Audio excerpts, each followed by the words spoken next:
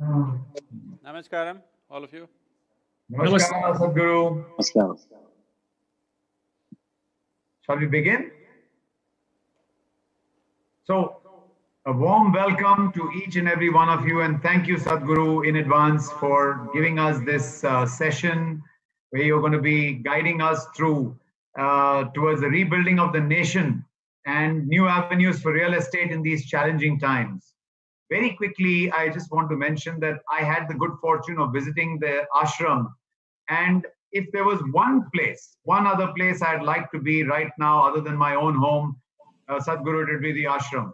I still remember very vividly the walk around the entire ashram where your devotees had taken me to the Dhyana Linga and the meditation out there. I think I'm not I don't meditate a lot and I do not have any experience, but it was so easy to slip into the meditation in the environment that was created out there. And then when I heard about the geometry and the design aspects of that place, I thought you'd be a far better builder than most of us that are here on the panel right now. I also visited the Linga Bhairavi, and I must tell you there was such a strong energy around that, around the Devi that was created out there, and that filled us up also.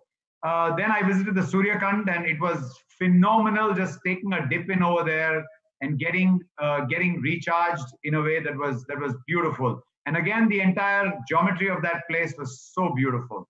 But what Sadhguru really touched me was the Isha homeschool. It was not a school, it was a larger family. And I'm telling you, if I could see my kids away from me and if I could send them away, I think that school of holistic learning is where I would definitely send them.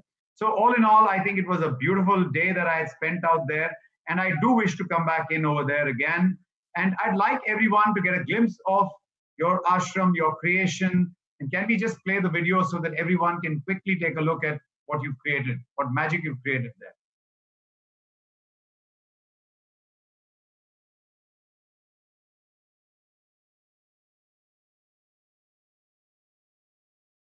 Sacred space.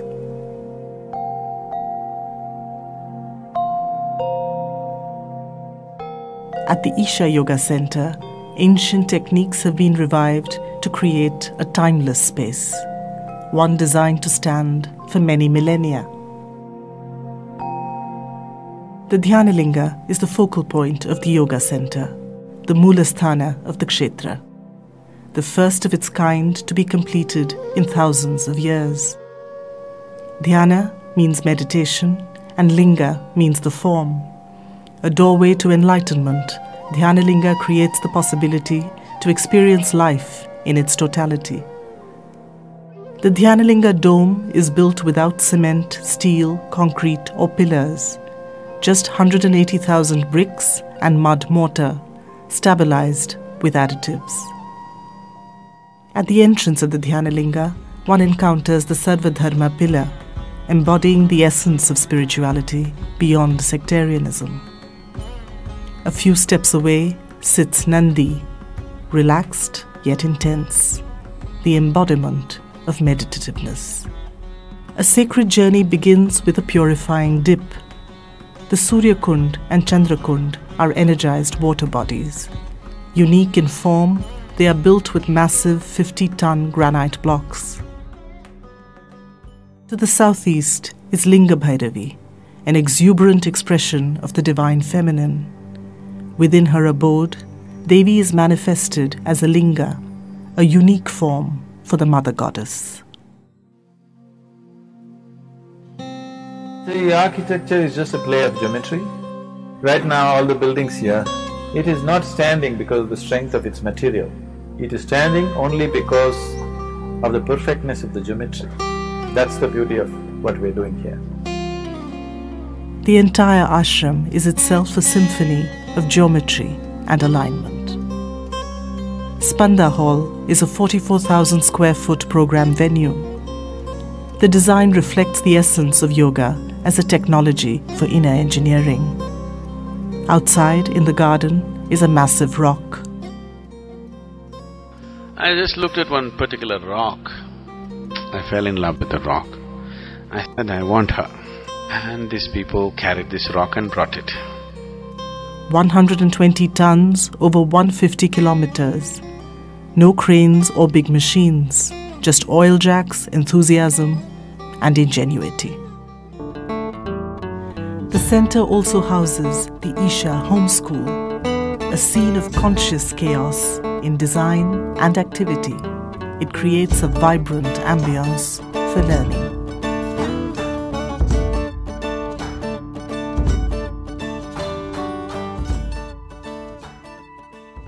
The Isha aesthetic manifests on the other side of the globe too. Mahima, a 39,000 square foot meditation hall, is the first of its kind in the West.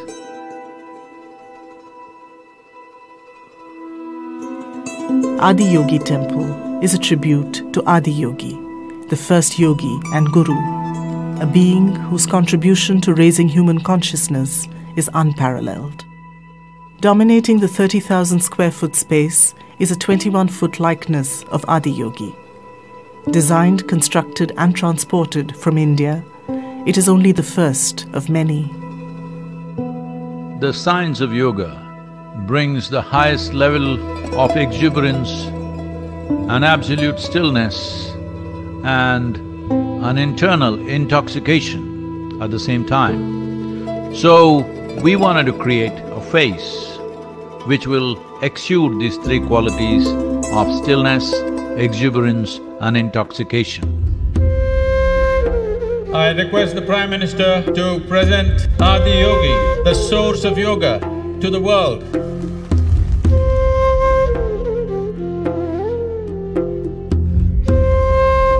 112 feet, because Adi Yogi offered 112 ways through which a human being can attain to one's highest possibility. As an acknowledgement and above all as a tool to transmit these possibilities to the world, an iconic presence is needed to bring this science to humanity. This is a movement from narrow religious divide to a universal responsibility.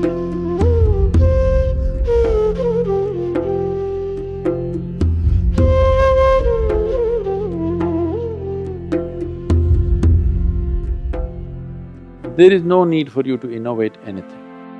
If you just have enough observation and perception for all the fantastic design that is everywhere in every leaf, if you just simply imitate what's in nature, it'll be too phenomenal. People will think you're a genius, but you're a copycat. That's all it takes.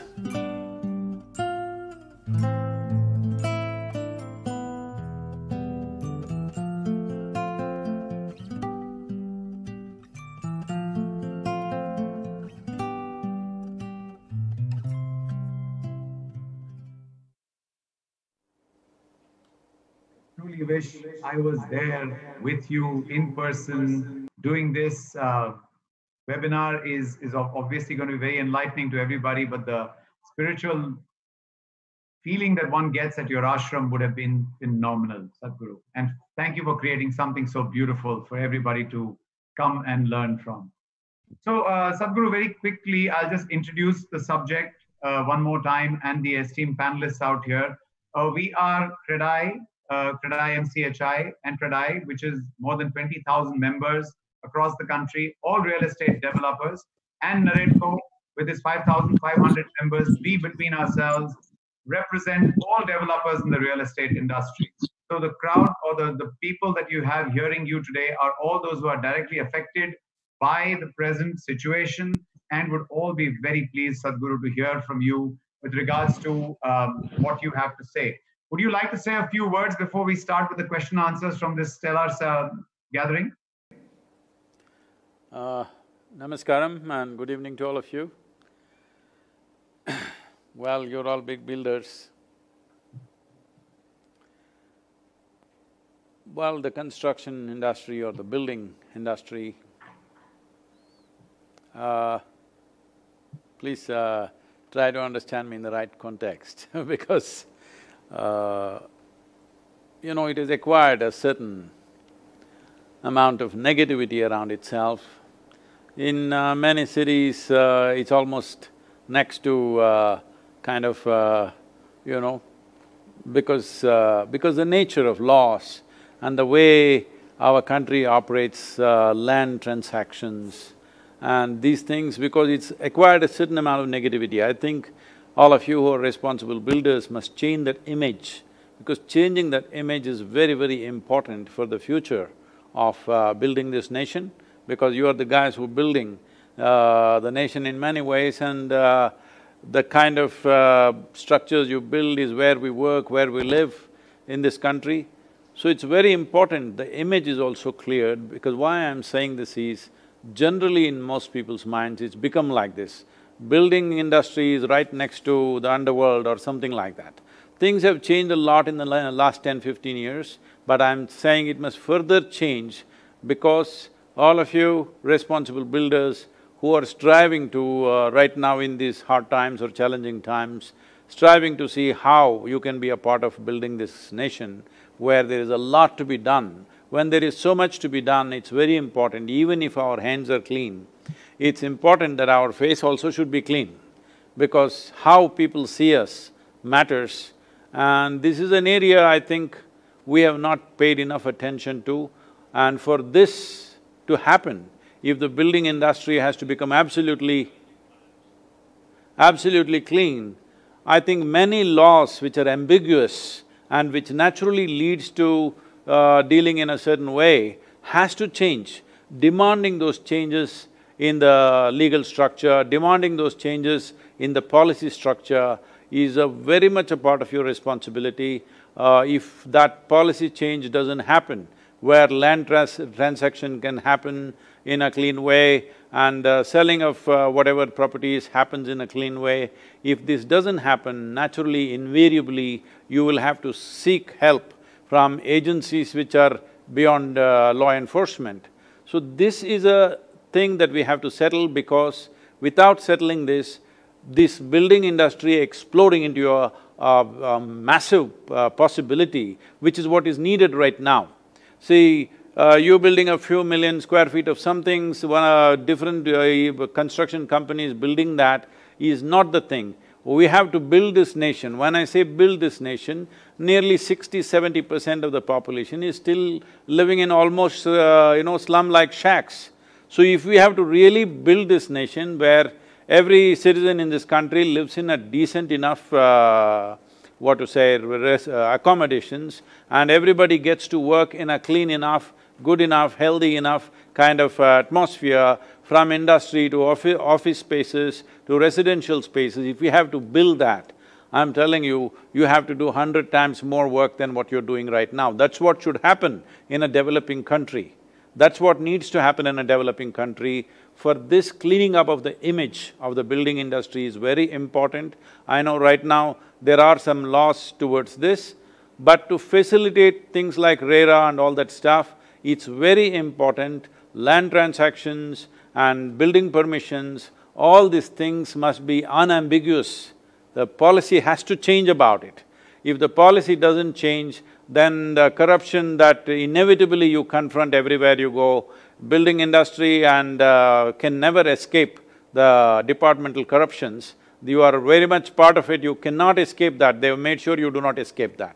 So, it's important to demand in every state, a body like CREDAI should spearhead this and see that wherever there are loopholes, wherever unnecessary bribery and things happen, because of that various other transactions happen, we must ensure the ambiguous nature of the law must be removed. It must be very clear what we are doing right, what we are doing wrong. Just to give you an example, for example, here, we are… as you know, our centers are here. To build anything, what circus we go through, I'm saying we are a spiritual organization, we know everybody in the government, but still it will take 12 to 14 months to get a permission here. In United States, we are building a massive thing, our property is now a little over 4,000 acres, it's going to be another nearly 12,000 acres in the next few months. So it's a massive center, but we just have to acclimatize ourselves to the building codes and we just build. We simply build. But before we occupy, only one inspector comes in his SUV, He's got weapon, he's got handcuffs, he's got all the measuring instruments, laser measuring instruments. He comes, spends the day with you and checks everything is by the law. If it is there, right there, he signs it and goes. Otherwise, he will take you handcuffed back to, state's hospitality. So this is all it is. You just go by the code. Why in this country are we treating everybody like a criminal?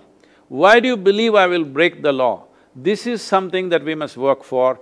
Building laws are there, all of us acquaint ourselves with that and build by that. Only on completion certificate, somebody can come and check whether we've gone by the law or not. If there is anything off, we must fix it or whatever. But right now, we must get 10 NOCs and then permissions and licenses. This will breed corruption. Because it breeds corruption, all kinds of forces get into the building industry. This has to go, because if we want to make this developing country, unfortunately we've been developing a rather too long a period of time. We're going on developing, when will we be a developed country? If we have to be a developed country, the building industry has a significant role in making this into a developed country. Right now, many of you have created small oases of development, but it's not spread across the country, not every citizen gets to enjoy it. For that, I know the economic atmosphere has to change, but one important aspect is the building rules must become unambiguous. It must be very, very clear. There should be no room for corruption. When there are no demands of corruption and delays, I think industry can work itself out of its present image, because this image building is as important as the building itself, because without that, we will not create a country that we want to build. We will only create small oases here and there. So it's important that India's infrastructure becomes of world class. If this needs to happen, this is something that CREDAI should spearhead, that the ambiguous nature of laws must go. It must be very clear. A builder must be trusted that he will go by the law. Why this thing that every citizen is being treated like a criminal and then you have to prove you are not one? So this is something that I would beseech that all of you should strive for. Guru, you have literally touched a raw nerve with us, and you have actually hit the nail on the head at the same point of time. I can tell you it has been the endeavor of our CREDAI to continually interact with the government and only put this across and say, treat us as your partner, we are ready to cooperate with you, we wish to build this nation, give us an opportunity that will allow us to prove our worth. And we are, Sadhguru, like you have said, we are probably the best in the world at this moment in time. It is only the fetters that keep us down. And I hope everything you've said goes to the highest offices in this country, and they understand that we are like that lotus flower. Please stop looking at the muck around. Please look at what we have done and allow us to, move ahead and create. So I'll start off again by saying thank you to you, Sadhguru, for touching upon that. Now, as the session, as we move along, Sadhguru, the questions are going to be more to do with the way the economy is going to pan out for real estate developers and what are the avenues available. I'll start with the first question, if you permit. Sadhguru, they say you build a home. First you build a home and then your home builds you. And we've been doing, I can say this, a phenomenal job across the country. All our members have been continually educating themselves on the latest technologies available, designs available, and building beautifully in the cities and in tier 2 towns. But Sadhguru, the human race actually thrived because they all came together. We built our villages, we built our towns, we built our cities. Now, with the most stringent lockdown that one has seen, in a long, long time, I have never heard of 64 days of a lockdown for an entire nation, which has in a way crippled us.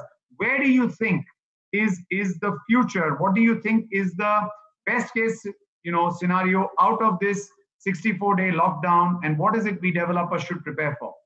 Over to you.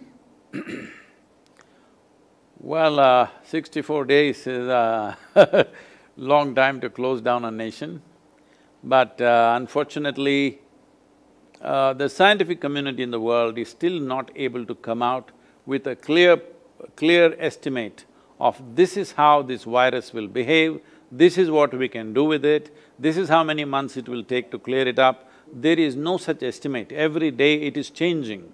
And every day, initially it started as a respiratory infection, now they say it just about affects every part in your body. Initially they said it affects only one population, now it's all over the place. So this is leaving everybody in confusion. If that clarity was there, we could take economic call much better. Right now, there is no one clear statement from any scientific agency in the world that this is the nature of this virus, this is how we can fix it. Even if you cannot fix it right now, at least you know this is what you can do about it. We're talking about a vaccine, now they're saying there are 10 mutations to the virus already. So, by the time you give 7.6 billion people or 1.4 billion people in this country 10 different vaccines, you know we took over 20 years to control polio, all right? So that's how long it takes. So if you keep such a level of openness as to when is the time when this is going to get fixed, naturally this lockdown became, from 15 days to 21 days it went on. Now it is 64 days. It is partially cleared now.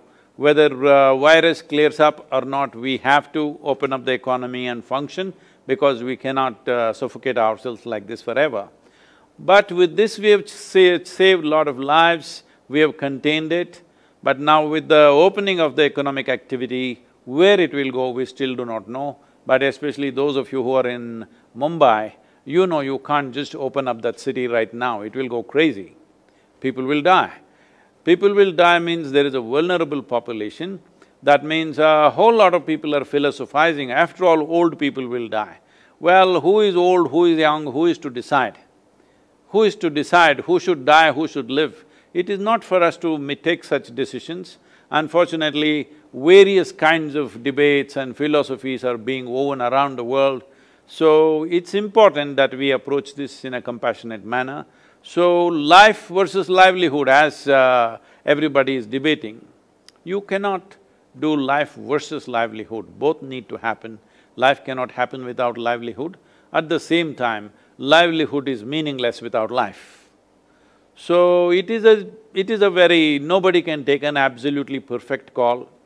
We have taken a call, we have contained it largely for the kind of population and the density of population we have. I think we have dealt with it very well till now. But these few cities, Mumbai, Ahmedabad, Chennai, Delhi, all going berserk, particularly Mumbai going out of control, and the financial capital is crippled like that. For how long we can afford that, we do not know. So, having said that, when can this industry, particularly building industry, can open up and function as normal? Well, if the virus ambiguity continues, if it gets over, let's say by August, September, let's say it's cleared up, we've forgotten the virus by September, then I would say in another 6 to 9 months, things will be back to reasonably normal. But if this virus ambiguity continues for 9 to 12 months, it's a problem. That problem we will not recover very quickly. Suppose it continues up to 18 to 24 months, then it is much bigger problem because people will get into the habit of digging in, not spending the money, not making any new investments, not wanting to move to a bigger house. All these things will go away from people's minds. Just dig in and try to survive will become the mode if it lasts for more than a year, year and a half or 2 years. So, I only hope that the scientific community will be able to come out with some kind of, confidence for the governments to take decisions and the businesses to take decisions, and for people to feel more confident as to what exactly are they risking. Right now, most human beings, though there is so much information out there, there is no absolute clarity what is it that we are risking, who is risking their lives, who is risking their health. There is no such thing because all sorts of things are happening around the world. As you see, in a country like United States, it's just gone totally off, nearly 100,000 people dead as of today. So, industry, particularly building industry, where it is for a ordinary citizen, it is a substantial investment in his life. In India especially, most people buy only one home in their lifetime. When that is the case, definitely this industry will suffer quite a bit. But at the same time, there are there are massive possibilities that industrial growth can burst forth in the next 1.5 to 2 years' time, considering the geopolitical situations and what may come towards India, and India is pitching for that possibility right now, which is definitely a good possibility, and we are standing number one in that line where certain industries want to come out of a particular nation and go elsewhere. So if that begins to happen, there will be a massive amount of construction. When I say construction, especially industrial construction, road construction, and obviously residential constructions around that. So for this, I think the way we are approaching real estate industry has to rejig itself in our mindset, because then this will all be concentrated construction in areas where these special industrial zones are coming up. There are big plans for this, because nearly 300 companies from China want to move out completely or partially, and a whole lot of them can come to India. And right now there's an effort to move this to all the 28 states so that development happens in an even way across the country. If such a possibility opens up in a big way, what they're looking at is somewhere between $1 to $1.5 trillion of investment should come into India in the next 2 years' time. If that happens, there will be a phenomenal amount of building industry to happen, but not necessarily the way it is happening right now, that you get a prime site in the city and build your apartment blocks and stuff. From there you have to shift to… from being just a building and builder, you must become a nation builder. Sadhguru, you didn't give us the worst and the best case scenario. I mean, I just leave it with a thought before I move to Jakshay, that Somebody starts making predictions, this will not be a judicious prediction, this will be astrological. So let's not go that way. It's important, this is the reality in which we exist. If all of us strive, we can make this happen, otherwise no. I do understand that, Sadhguru, and like I said, you've given the worst and the best case situation, but just leaving it with a thought before I go on to Jakshay, that the government has done extremely well to take care of the physical health of the people, but the mental health, due to the financial constraints, and the social health of the people might be something that a lot more needs to be done for. Having said that, I'll move to Jakshay. Jakshay is the chairman, CREDAI. Jakshay, would you like to ask your question? Yeah, first of all, Namaste Pranam. I know with a lot of responsibility from CREDAI, MCHI, and NAREDCO, my friends, and a lot of humbleness, I can say that we are not beneficiary of the system, but the victim of the system. Anyway, but I know that this is a toughest time to be a leader or to be a decision maker. But we at CREDAI, more than 20,000 members, 207 city chapters, we state of a lot of anxiety and restlessness. So my question would be, we as leaders do spread maximum positivity to our industry, brothers and staff members.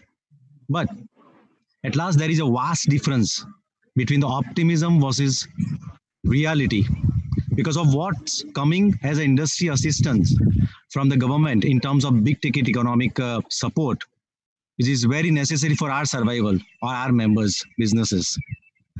Guruji, how do we as CREDAI leaders enthuse or guide our members who believe that the end is very close and may just give up their fight for survival?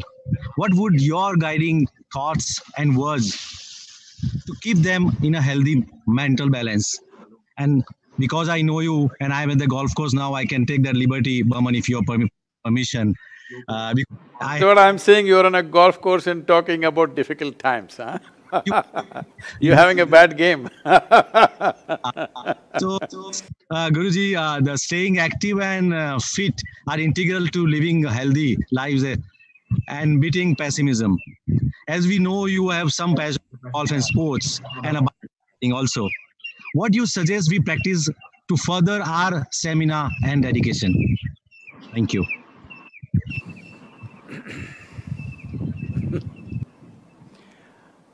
Well, as you said, the administration can only function within the limitations of its own resources. There's nothing more or less that we can do. But having said that, the problems of real estate will not be about loan restructuring or banks and things, because those things can be negotiated. I'm sure there's going to be a whole new world of negotiations. But the problem is of demand, that because your demand doesn't depend on how much you can build, your demand depends on how the rest of the industry and the economy functions, that people should have money to invest in a home or in a new office space or whatever that is. So, creating demand is something that the government is looking at in a very serious manner. And as I said, we are looking… because right now, without a massive foreign investment coming into the country, it's going to be difficult for us to come out of this quickly. It will take a long time to come out of it if we don't get a huge amount of foreign investment.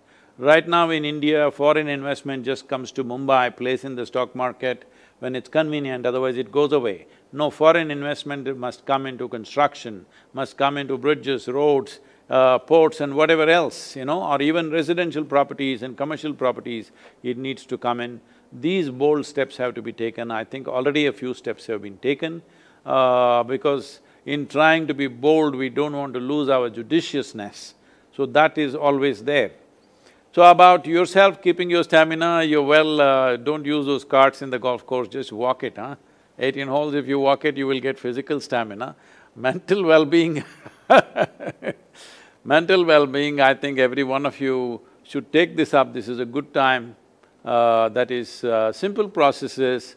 We are offering various things available to you, various simple practices like Isha Kriya, Simha Kriya, which enhances your immune system. These are all available as free downloadable processes. Otherwise, I would… I can send the link to all of you if you wish. There is inner engineering online being offered. This is a simple way for people… See, this is all. There are various aspects to this. One thing is our body, how our body should function, how our mind should function, how our emotions should function, how our basic life energy should function. If these four things are happening well within us, then our ability to create the outside situation is greatly enhanced. If our body doesn't take instructions from us, mind doesn't take instructions from us, our emotions are sloshing all over the place, our energies don't behave the way we want, then our ability to create what we want will become greatly crippled. When we face challenging situations, what it means is, we are facing a situation which is not a simple situation that we have to struggle to deal with it, or in other words, the outside world in some way has become challenging. When outside is a challenge, you should not become a challenge by yourself. For most human beings, their own thought and emotion is a big challenge. They don't need any enemy from outside.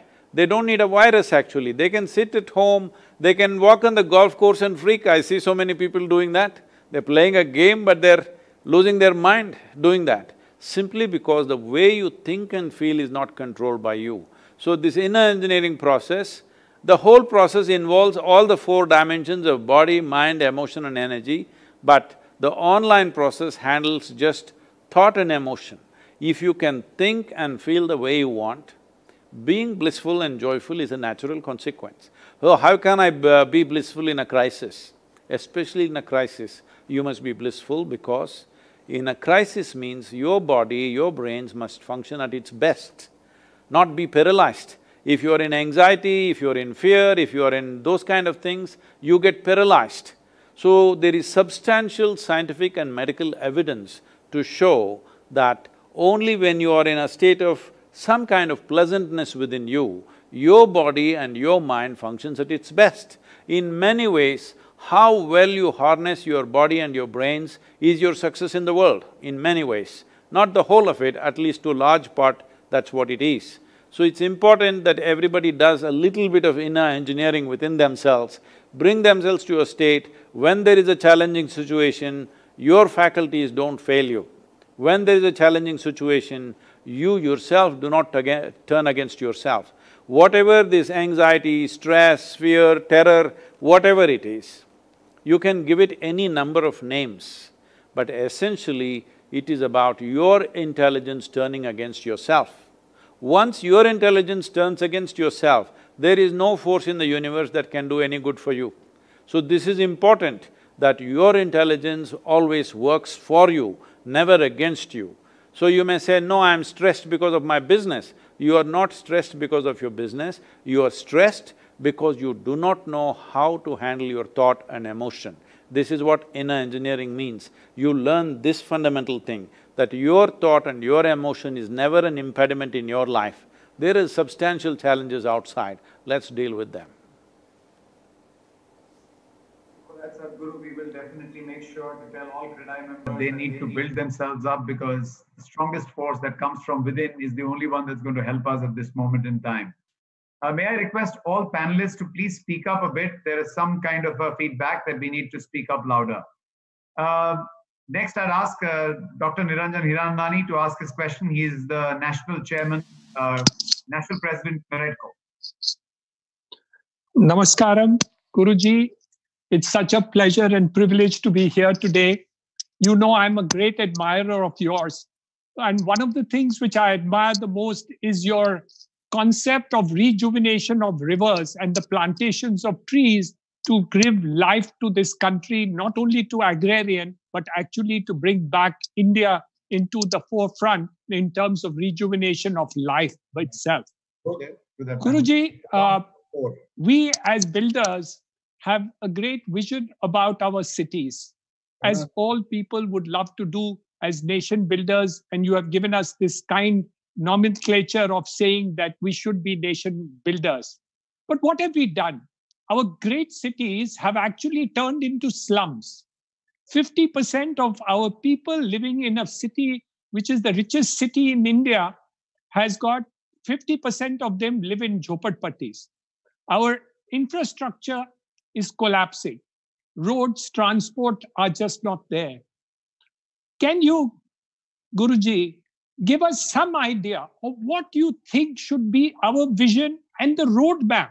Because we may dream a lot of things, but what's the first steps that we really need to do in order to make this change, wherein our great cities, which we always had, would actually turn back and really become great cities again? Maybe the same idea as rejuvenating of rivers and bringing about some concept. Maybe you could guide us and tell us what this kind of vision should also be there, so that before the end of my life, I take the first step in that direction. The first step what's the full name? I'm sorry, Hirandani? Niranjan. Niranjan, the first step that needs to happen is… let me give a little context before I say this. See, today it's estimated that about 76 to 78% of the world's investment is in actually 32 cities in the world. That means investment is so focused in some places, naturally people tend to move in that direction. Before the virus, the estimate was in the coming decade, that is by 2030, in the world, 1.6 billion people will migrate. In India, 220 million people will migrate in the next 10 years. Tell me which city is capable of mopping up that kind of population. As you're saying already, in Mumbai, 42 to 44% of the population is living in slums. But it's not just Mumbai, I want you to understand the whole country is a slum. If you come to the villages, you will see the whole nation is living as a slum. This is simply because it is unplanned and it simply happened over a period of time. We are an ancient nation, simply it's grown like that. So, at some point we must have the courage to replan and redesign the country, not just go on living the same way. So as a part of this, I have given these plans to some of the builders. Well, in the international forums, I have presented this, hugely appreciated everywhere, but nobody has done it yet. So, Niranjan Bhai, if you are willing to do it, let me talk about it. I am promoting a concept called one building city. Just one building, a city. For example, I'm just throwing the numbers off the cuff, you can reimagine the numbers based on various other realities. Let's say we take 50-acre plot.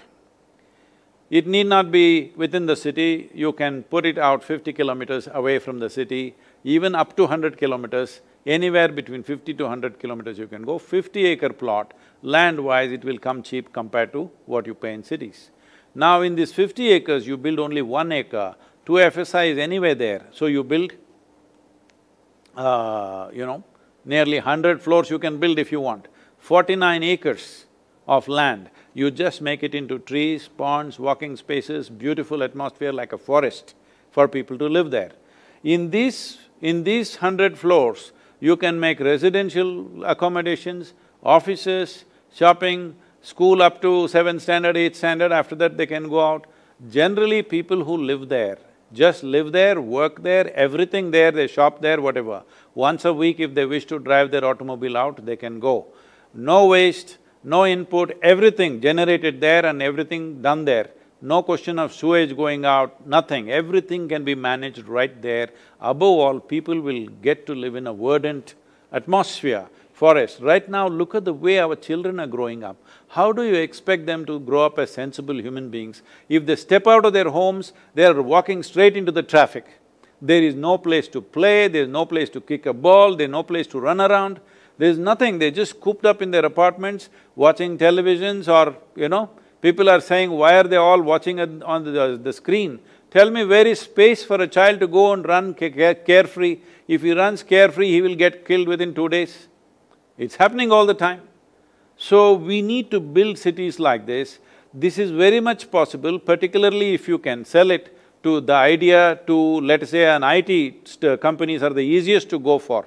An IT company can build residentials, working spaces, shopping, schooling, everything right there, and 49 acres of just forest, never to be tampered, because anyway you completed 2 FSI, it's a done thing. Whether it can be 50 acres or 25 acres, but the same proportion if you go for. And the villages, right now a local village here, close to us, with a population about 6,000 people, it occupies anywhere between 15 to 20 acres or 22 acres, somewhere in that range. This village, the conditions in which they are living, human beings, animals, everybody living together, we can build a city like this for them, a village which is tall. Only thing is, they must come together. How to bring them together? Can you bring all these people together? If we set up 1 or 2 examples and people see that they can live way better this way, they can be cattle shed separately, animals, people can live in apartments, about ownership and other things, we can sort out all those issues. If this is done, this is the only future for us, because for 1.4 billion people, we don't have enough land to build independent houses all over the place. That is only for a small percentage of people. Rest of them will anyway have to live in tall buildings, but now there are 1,000 rules about everything and it doesn't go. To escape these rules, people are building shorter buildings all over the place. So this has to change, and if we make one city, one building is one city by itself.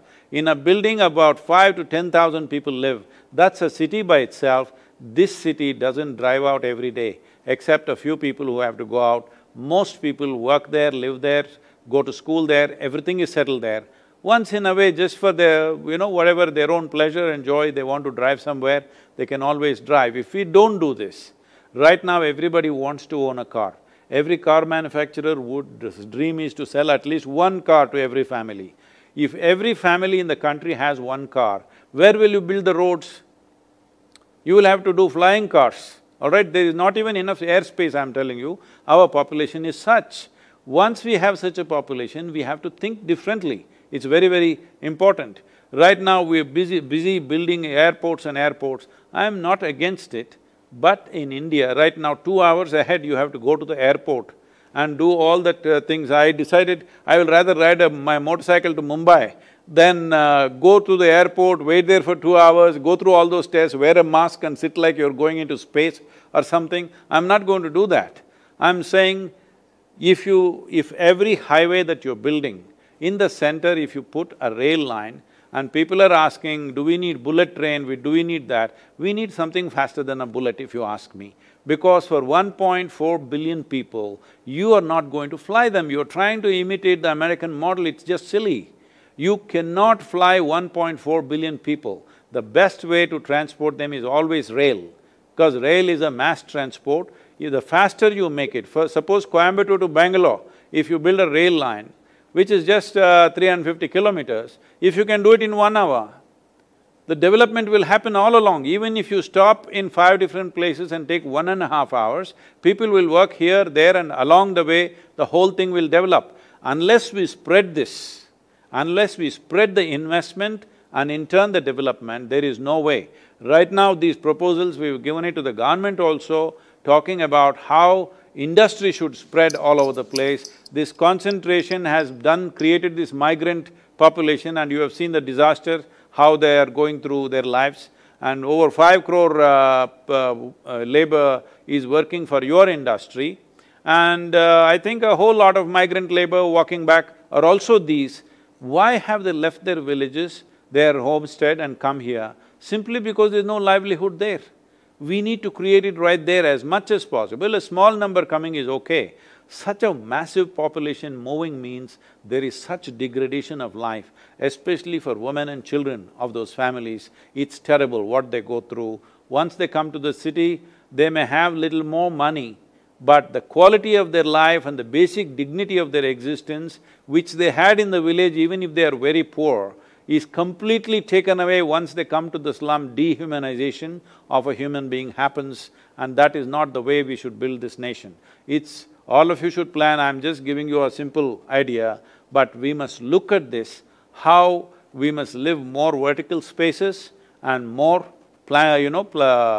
more forested areas around us. Everybody should have access to some kind of nature. So every child should hear bird calls and see animals running, doing this, doing that, all this must happen. Otherwise, we will not grow a healthy nation. It's very, very important to do this now. Sadhguru, thank you for that. Actually, my DG CREDAI… My next project will be like that. Well, thank you, Niranjan Bhai. So, Sadhguru, just very quickly, I'd like to, before I bring Irfan Bhai to ask you the next question, I'd like to just say my DG CREDAI has actually reached out to me to put in a request to you. With your tremendous knowledge and with your grip on facts, you knew that 5 crore people are working for the real estate industry in terms of the migrant laborers. He has put in a request to me, and I'll just put it across to you. He says, we need a voice like yours, which reaches at the very top to be able to get clarity of policy that will allow us to create these visionary developments. And towards that, Sadhguru, any time and any effort that you put in will be appreciated by all my fraternity. And towards that, with folded hands, I request you. Beyond this conference, let's have a conversation and see what we can do. Thank you. I would like to call on Irfan Bhai, who's our ex-chairman CREDAI, to ask the next question.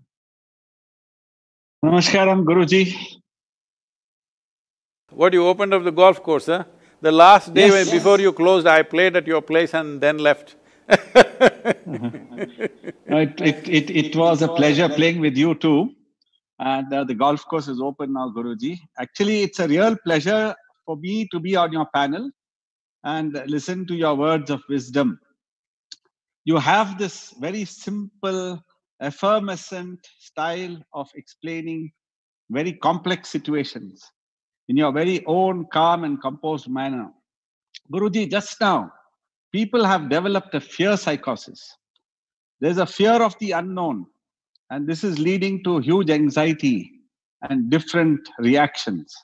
In this background, businesses also have to make difficult choices and even take the extreme step of letting go of people who have been with them for a very long time. And we are always in this conundrum of between the seva bhav and the dharma. How do we resolve this dilemma in our heads? How do you think we should react, and how do you think that we should also take decisions? Well, in challenging times, many times we are forced to make hard decisions. Hard decisions means, initially when it took off in Italy and Spain, the doctors had to make a decision who should get the ventilator, who should not get the ventilator. Some nations, some hospitals decided on the basis of the age. What this means is, me and my mother went to the hospital. So we decide, my mother should die, I should live. How do I live with that? Or if me and my daughter went to the hospital, they will decide, I should die, my daughter should live. Younger people, the younger person should live, older person should die. How do you make such decisions? But unfortunately, in challenging times, we are forced to make such decisions. Not able to take these decisions, in some of the hospitals, they did it by flip of the coin, they took lots. They took lots who should live, who should die. So, during challenging times, we are forced to take hard decisions. When we are required to take hard decisions, it's important we put our humanity at the highest place and take those decisions, but hard decisions are inevitable, we have to take. I'm trying to give you a simplistic answer. I know it's not that simple because we as an institution also facing this in a big way. One simple thing is, because there was a textile unit which at one time employed over 20,000 people, and they were in that kind of, they had to roll down or roll back. So at that time, I gave them some ideas and it worked brilliantly well for them because they made it work. An idea is there, but still to make it work execution is another aspect. They did it extremely well. One simple thing is to get all the employees together and make them take this decision. That is, see, right now, let's say, I'm just shooting the numbers off the cuff, okay? Let's say we are 100 people working here, we need to fire 50 people because the business can only afford that. Another way is we call these 100 people, tell them, see, 50 people will lose their livelihood, or all of us compromise our lifestyle and we will cut down the salaries by 30% or 40% or 50%, whatever it takes. And we will also help to negotiate rentals and other loans and whatever they may have, we help them. We put a few people to help them to renegotiate those things or postpone those things, whatever, to ease some financial things. These 50 people, what do you do? Because your business has become half the size, what do I do with these 50 people extra? 50 people dedicated and wanting to build the business back is an immense asset, never underestimate that. If you use these 50 people with some ingenuity, because now they know it is their survival and they want the company to succeed, they might not have seen it like that till now. They may just think it's a job. But today when they understand they're part of the company and they have to make this company successful, otherwise their own livelihood and the sacrifice that another 50 people have made to take half salaries for their sake, all this will weigh heavy on them. And we should explore other possibilities, how these 50 people can be used. There will be many opportunities anywhere. As I said, this is a developing country. There are so many things. You're in construction industry, but you could do something else on the side. There are 50 people extra committed to working hard and making something happen. Definitely we could use in so many ways. As the business improves, we can absorb them, or that itself, the new activity can become a business by itself. Just to, not trying to be over smart with you because you are the builder, all right? I don't want to give you advice on that.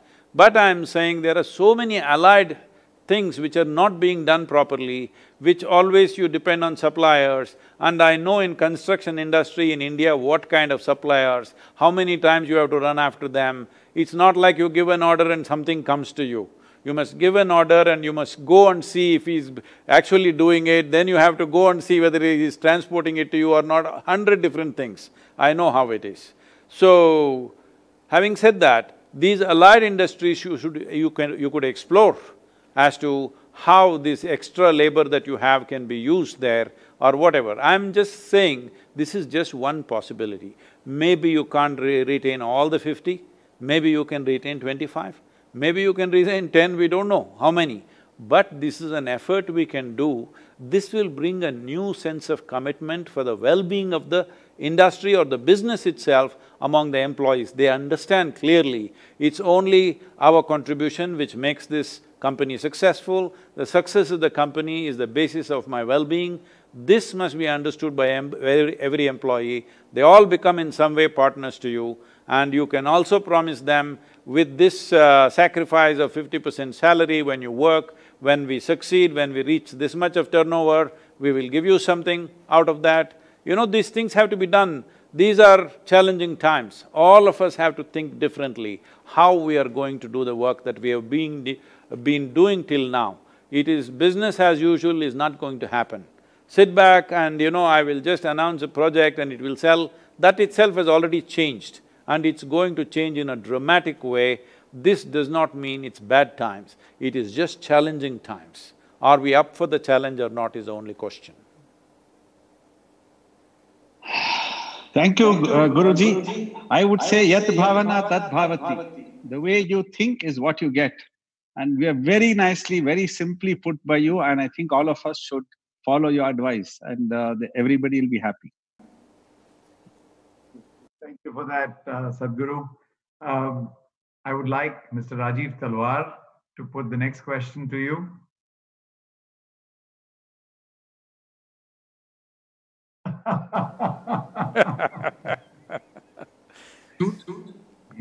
He's Talwar by name. Namaskar, Sadhguruji. I've had the pleasure of meeting you at the DLF golf course once when you were having breakfast. Tough course, all right. It's a tough life, yes. And for 74 years, DLF has existed.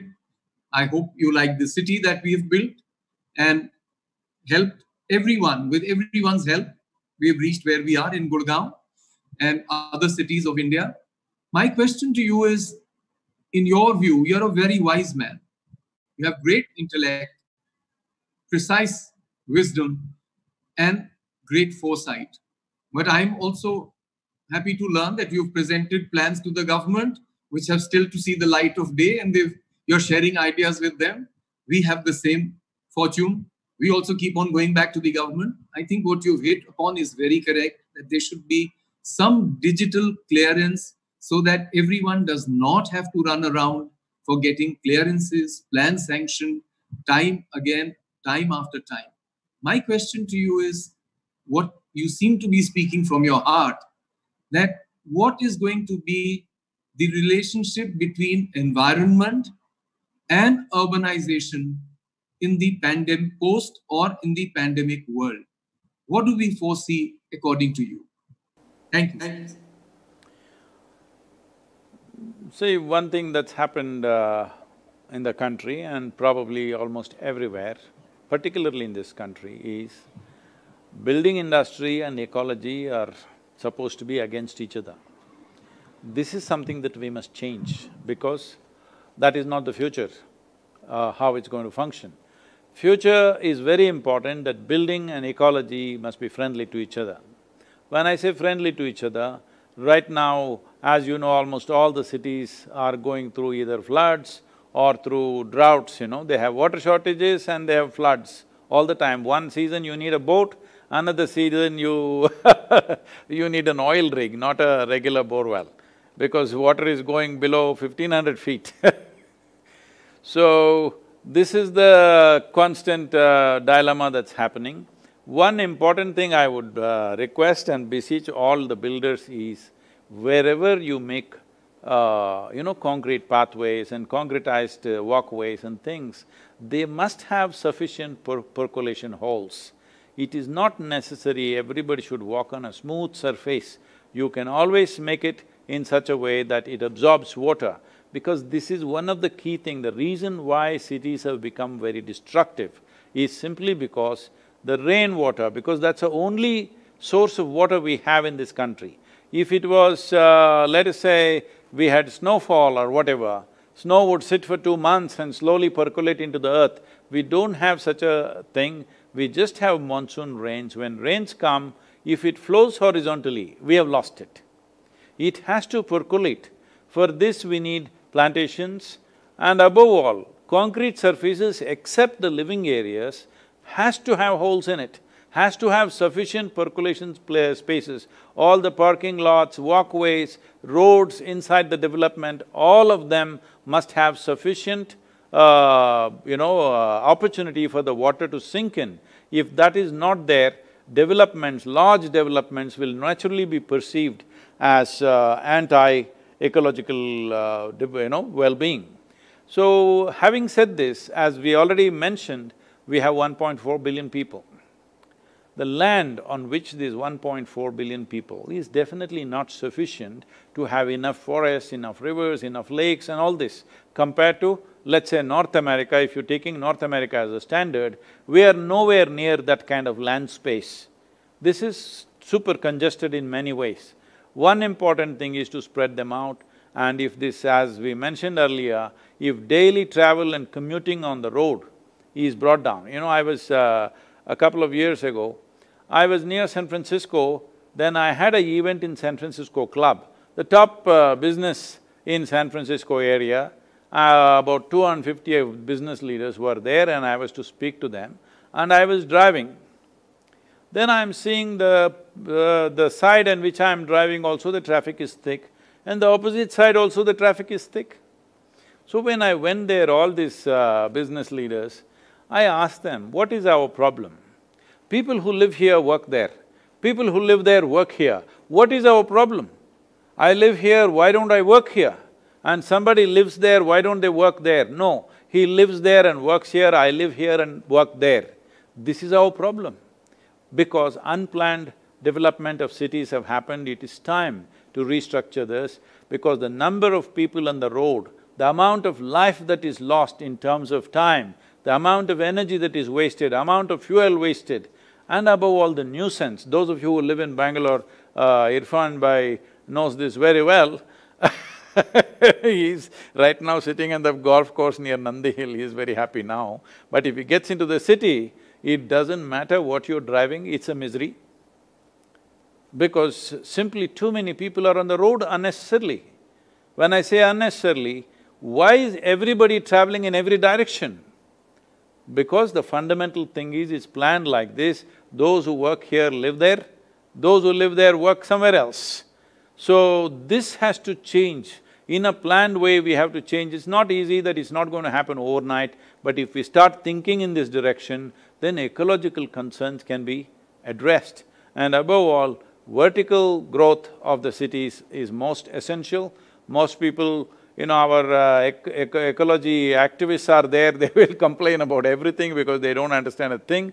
But if you have substantially tall buildings, you can create a whole lot of open spaces, lots of trees. This is most important. As you know, so you're in Delhi, so you know this is the only city where we can see the air we breathe. I hear that now you cannot see it, you're able to see Himalayas or something, that's fantastic. So I'm saying too many people who are not some race drivers or something, they're not people who are enjoying their drive, they just desperately want to get to their workplace. They're all driving their own personal vehicles, which is risk of life, inefficient way of driving, and putting them to lot of stress and anxiety of trying to get there on time. And you see how it is.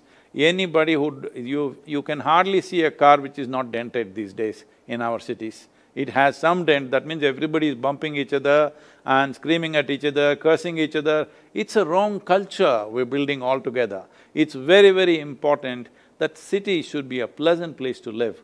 I remember Bangalore city 40 years ago and how it was, what a nice, pleasant thing it was. We used to ride from Mysore on motorcycles, come to Bangalore, Mahatma Gandhi Road was a racetrack for us But today, how it's become. So, further as economy improves, people want to live better, that means, live better means most people want to own a home where you will provide, and most people want to have a car. And the roads are simply impossible for the population that we have. If everybody drives one car, it's simply impossible. You cannot even provide a parking space for all the cars. So it's important that most people who just want to go to some place, they're not trying to enjoy their drive. Such people should have mass transport to get there, very efficient mass transport, easy to get there without risking their lives. The number of people who are dying on the street, every year about 140,000 people are dying on the Indian roads. These 60 days, their lives have been saved, that's one good thing that's happened. And every 12 minutes, a limb is lost in the country. Every 4 minutes, there is a fracture in the country. The WHO at one time said, India is trying to become a major economy, but by some 2030, they estimated some 17 or 18% of Indian people will be crippled just by road accidents. So how are you going to build this economy with so many crippled people is a question that they raised at that time. So a lot of people here in Coimbatore and Chennai, they're trying to raise this awareness and try to make roads safe. But how to make it safe when there is no alternate means of transport, or when there is a compulsion, everybody has to drive to get to his work? How do you make it safe? It doesn't work like that. So ecologically concerned city, one important thing is we must take care of the soil and the water. If we do not take care of the soil, we cannot take care of the water, let's understand this. So if those two things must be taken care of. Right now, the streets are flooding. Why are city roads always smooth? They need not be. They can be like how you make concrete lattice. It can be like that, it'll make some rumbling noise, but it's okay, but the water will get soaked into the earth, which is most important for a city. Otherwise, your trees will not grow, nothing will be there, and soil will not be rich. Taking care of the soil and water are not two different things. If you take care of the soil, water is naturally taken care of. If that happens, then vertical buildings and more foliage all over the place will make our cities livable. Right now, except those who can afford large homes, for most other people, Indian city is actually quite unlivable. That's where we are going. I want to move into Irfan's property. There is a golf and there is a hill next to his property, so When you mentioned your ride, Mysore to Bangalore, I was hoping you'd say it was one of the Yazdi Road Kings at that point of time, and I've done that ride many a time. And it was lovely seeing you on a Java. For those of you that don't know, Sadhguru is a great rider. And I hope to someday ride with you, Sadhguru, on a Java. why not? Can I call on Mr. Shrikant Joshi to ask the next question, please?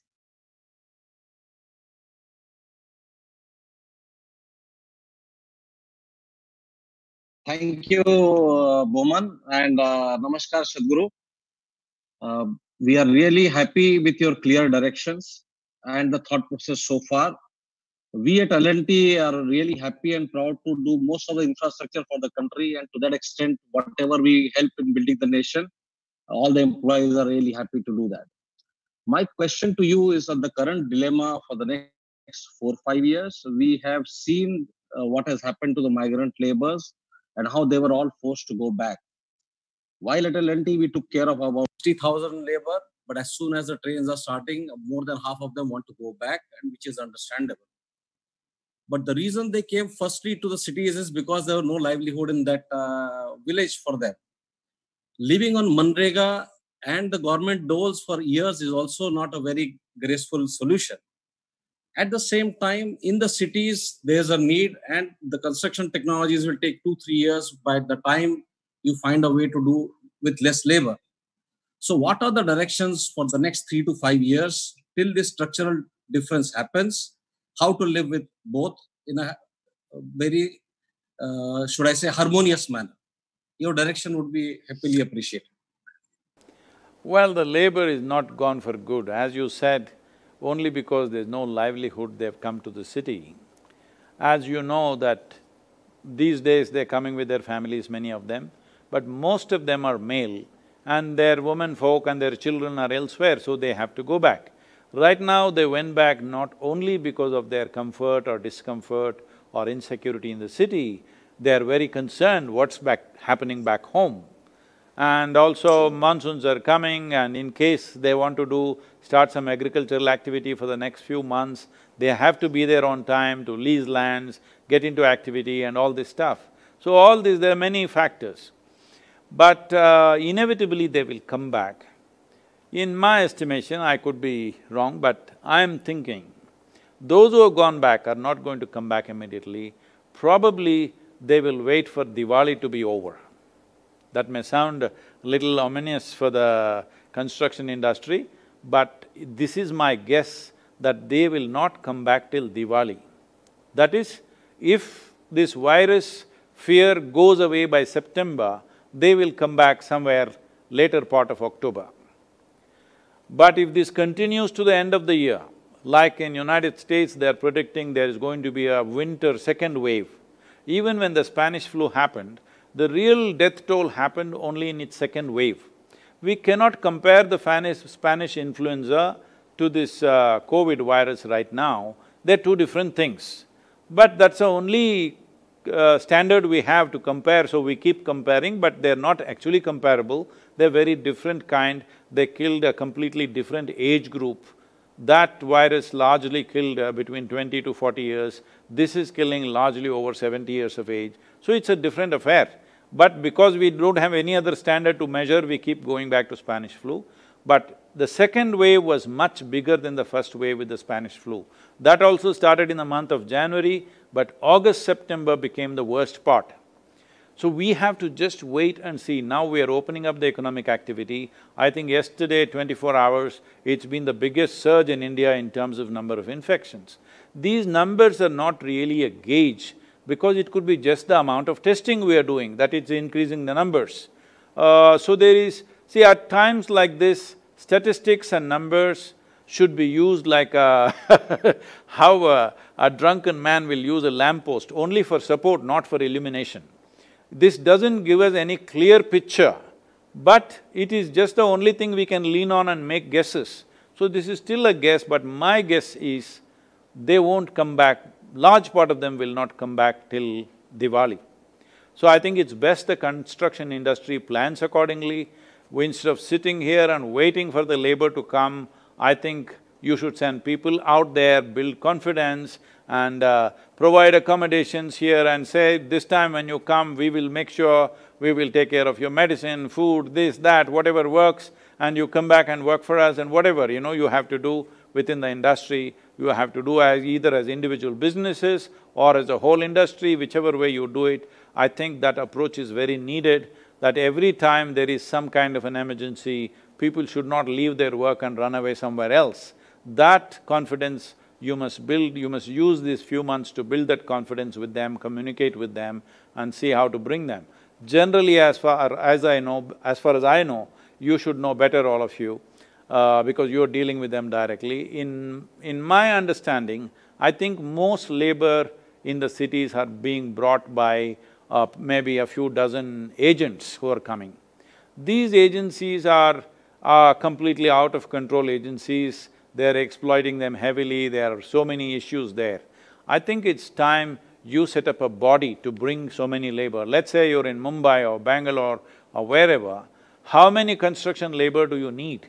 All of you get together, create a kind of a body which brings in, let's say we want 1 lakh labor to come in. How to bring them in, what is their mode of transport, where will they be, what will happen, all these things if they're looked at, you will have much control and better service. Of course, between businesses there is competition, how to do this is something you must figure out. But for long-term well-being of the industry, I think we must ensure there is a continuous flow of labor. Right now, if you are thinking of diversifying into more mechanized ways of doing things, as you said, it'll take 2 to 3 years to do that. But this is a good time to do, because a whole lot of construction industry is getting various inputs from China. How to manufacture as much as possible here, I know there is price, there is issues and everything, but this is the time when there is a geopolitical shift. If we want to take advantage of that, this is the time we should do it. I was talking to a very major, who's become a dear friend, he's the biggest builder in Russia. He's built 40% of the housing in Russia is built by this one company. And the three companies that he runs are the top 3 companies which are in competition with each other, but all 3 companies are owned by one person. That's how he runs his business, and because in Russia, beyond a certain point, if it goes, it comes to government's focus, they're doing something like that. It's a very large industry.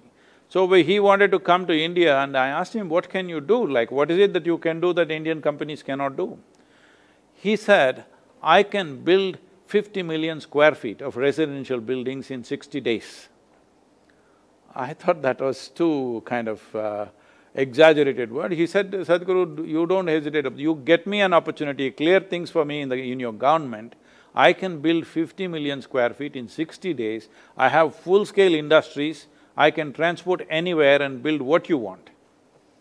So if they have that kind of scale and capability, I don't know, you must be better judge of that number, but if not that number, whatever number, I think we need to move in that direction, but at the same time we have the responsibility of providing employment for all these poor people who have no other livelihood.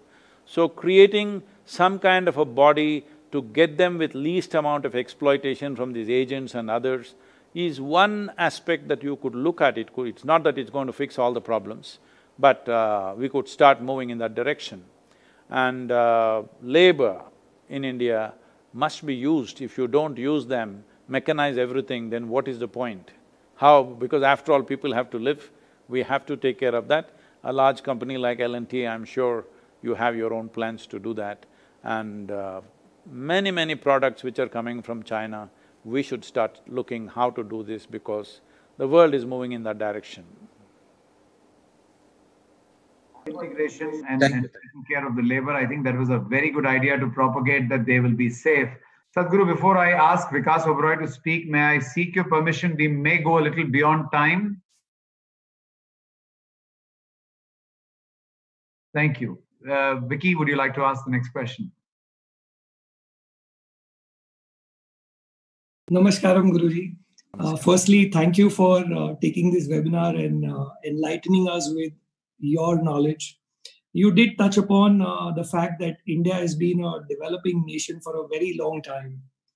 Guruji, we all know and we all agree that India is a rich country, blessed with natural resources and fertile land. We also have the largest number of doctors, engineers, and scientists in the world. We have space-age technology and have been to Mars and back. Yet, it pains me to see that we are unable to provide basic drinking water, sanitation, housing, education, and healthcare to people. Why do you think we have failed as a society? And what can we do to really change this, Guruji? Your guidance, please. Well, you're drawing me into political issues. Well, we must understand this. When the British left this nation in 1947, we were not really a nation. We were in a terrible economic condition and illiteracy was 93%, I think, at least 90%. And our average life expectancy of an Indian was 28 years. Today it is 73 or 74 years. That's a phenomenal achievement for any nation. And above all, our population was 33 crores. Today it's inching towards 130 crores. So in 72 years, we've multiplied our population 4 times, not necessarily by excessive reproduction, it's simply because life expectancy has gone up, which is a very wonderful achievement for a nation. So when we postpone death, we should have also postponed birth, which we were little slow on doing. But right now, we are who we are, we have the population that we have, and because of this life expectancy improving, we have demographic advantage of having a young population. But a young population is a lot of nuisance if they're unfocused, unskilled, uncommitted to anything. They're a big nuisance. But if you have a young population which is inspired, focused and competent, then we can be a miracle. So essentially, we have not… we did not understand or we did not focus on understanding that nation is people.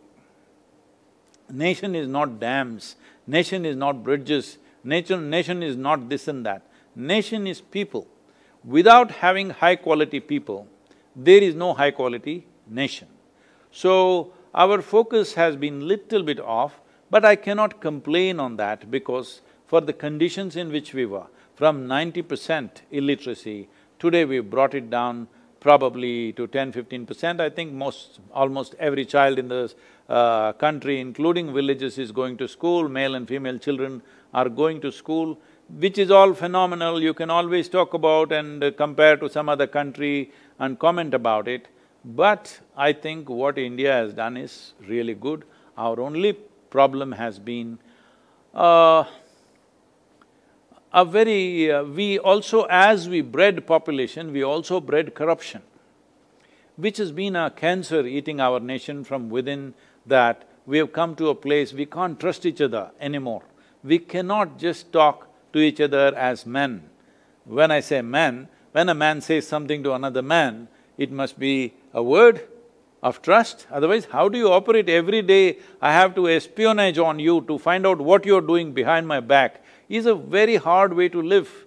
Unfortunately, we have come to that place where we are pushing the population to that place where nobody can trust anyone, everybody has to be investigated.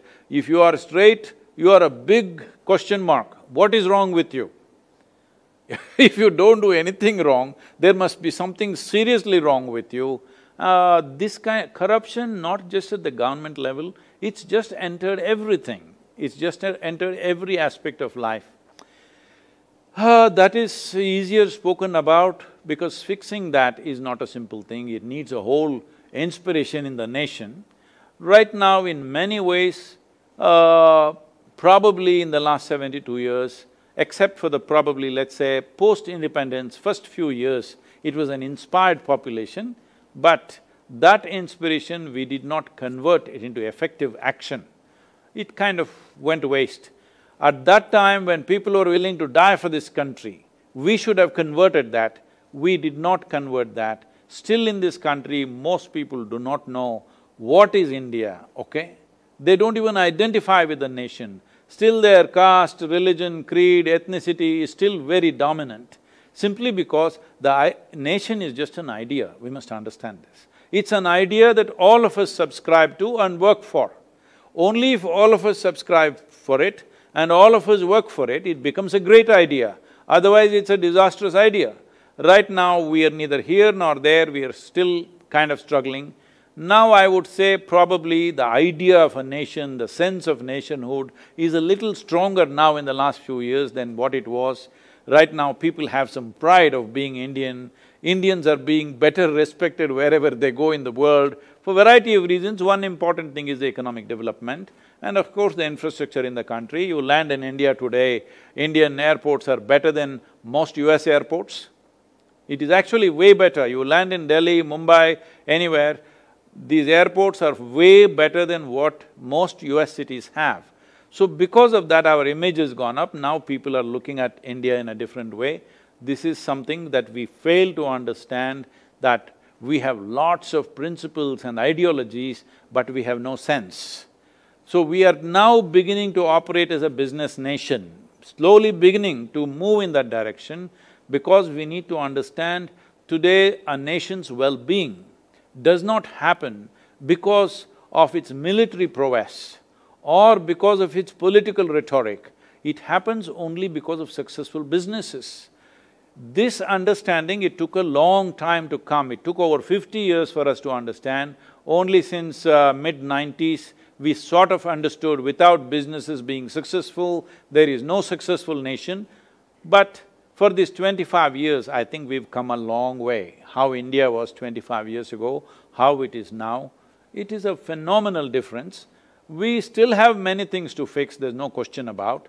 But today, if you go to any village in the remotest part of Tamil Nadu or in southern India at least, maybe you can exempt a few states like Bihar, some parts of UP, it may be a little different.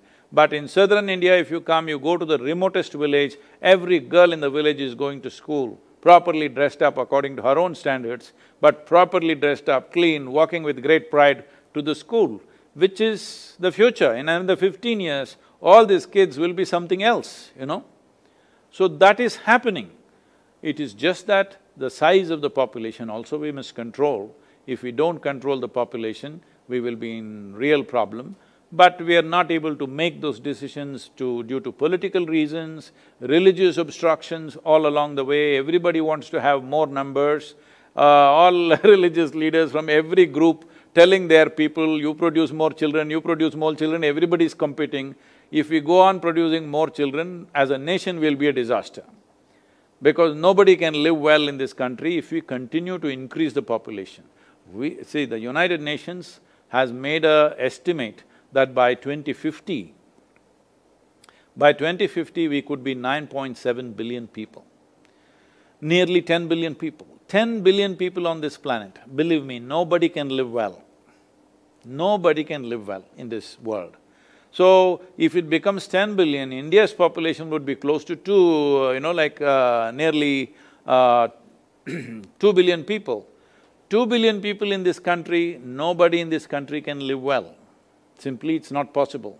So, instead of making predictions as if you're astrologers, why is it that the world and the leadership in the world has a plan? We must have a plan. By 2050, we'll be 4 billion people.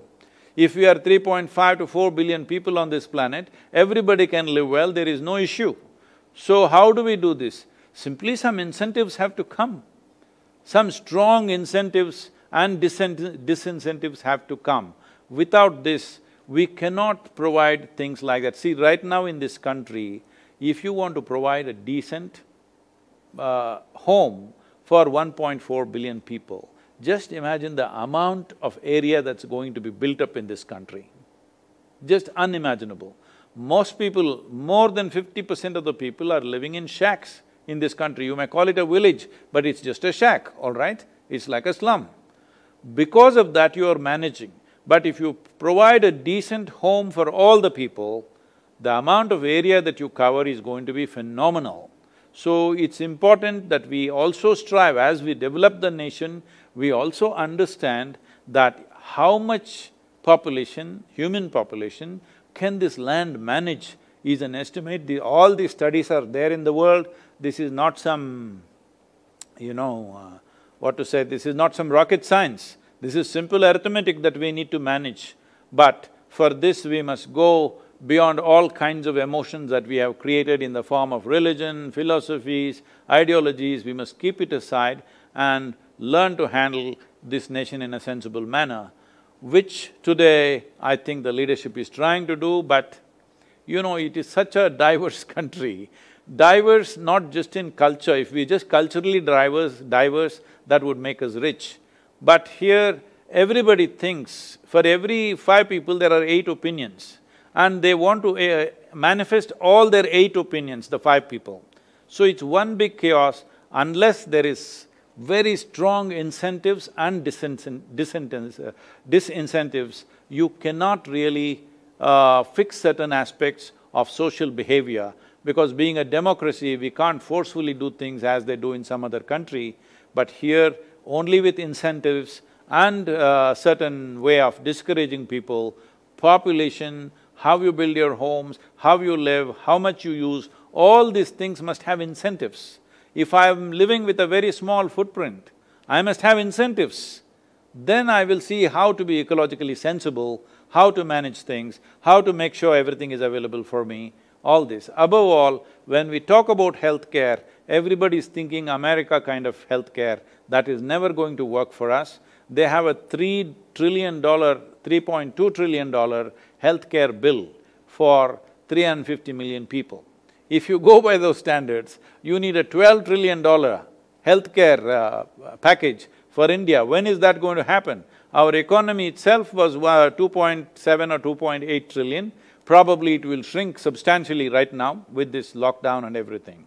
So that form of healthcare we must give up. This is why the yogic practices and Ayurveda and other simple home remedies we are trying to bring to everybody. Simply, daily if you invest 30 minutes upon your life, you will see, most probably you will never see a doctor in a very long time. I mean, just to manifest this I'm saying, last 39 years I've been active in public life. Almost every day, 7 days of the week I have events going. In these 39 years, I have not cancelled a single event because I am not well. And I'm traveling extensively every day, I'm in a new country, in a different place, in a different place. So this is not about being superhuman or something. This is about understanding that being human itself is super. If we do not explore that nature within us, that every human being has, and we just get caught up in our own belief systems, our own ideologies and philosophies, then even your education will turn against us. Even the so-called modern education is turning against us because educated people are the people who are destroying this planet, not the illiterate people. Illiterate people are not destroying the world, it is only the educated people. So what kind of education are we giving? This is something seriously we need to be looked at. With this lockdown, we have to rethink education anyway. This whole tyranny of sending every child to the school that he must go and slog there for 6 to 8 hours to learn the same stuff that everybody else is learning, this tyranny must end now. That's at least the virus should bring this much wisdom to us, because this is not the way to conduct. This mass education is Manchester style of industry, that you put everybody into the same slot and get them out in the same shape and form. This has to go, human genius has to be explored. And in many ways, all of you in the industry can play a role in this. Right now, there is no choice that governments and parents have to take this call, how to educate our children for the future, not just wasting 15 to 20 years in a schoolroom, learning rudimentary stuff. What your internet can say, the teacher is struggling to say the same things. So, education as information is out.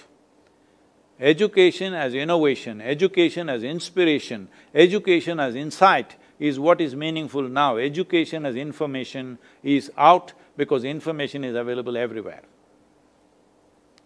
Sadhguru, thank you very much for that. I know my kids hate going to school, and I'm sure they will benefit from this new age education that comes. And Sadhguru, just another thing, you have so much depth of knowledge and so much that you can share with us, and we have so many questions. Is it okay to take one more question? Wait.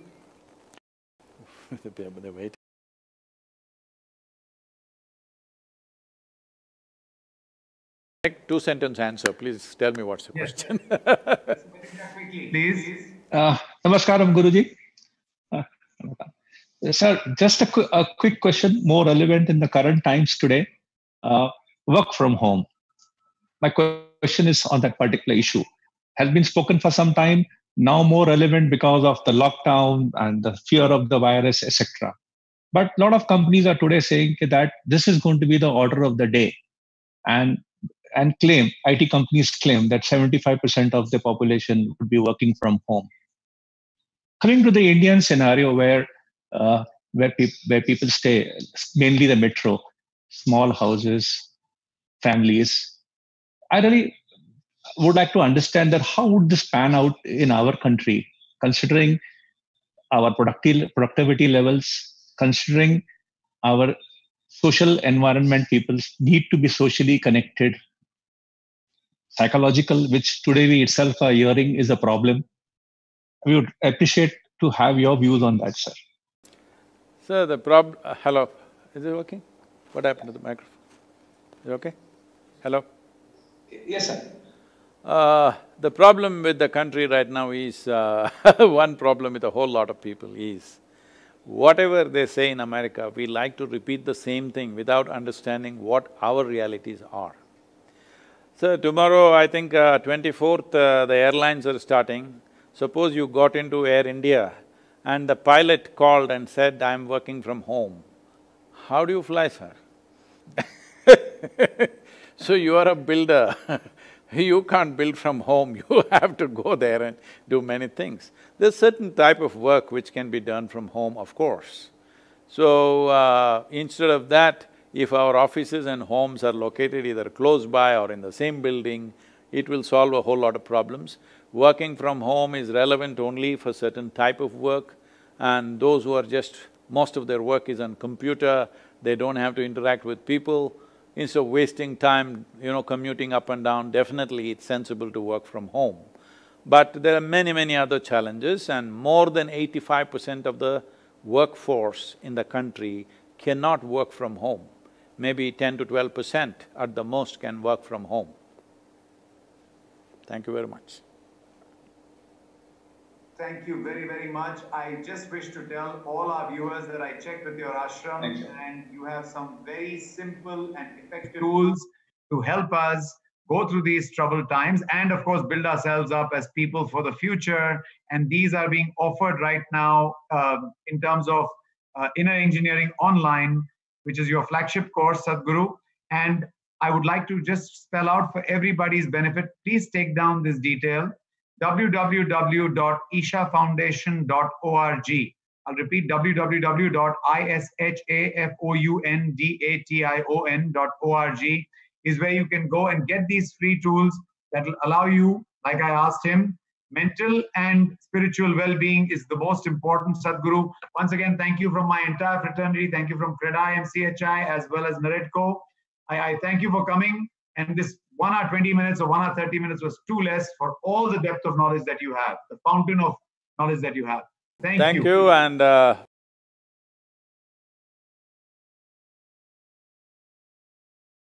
defines how our nation looks and lives. So may you be successful in what you're doing, but as I said, all of you should move from personal ambitions to a larger vision of building this nation. Let's make it happen. Guru, until then, thank you.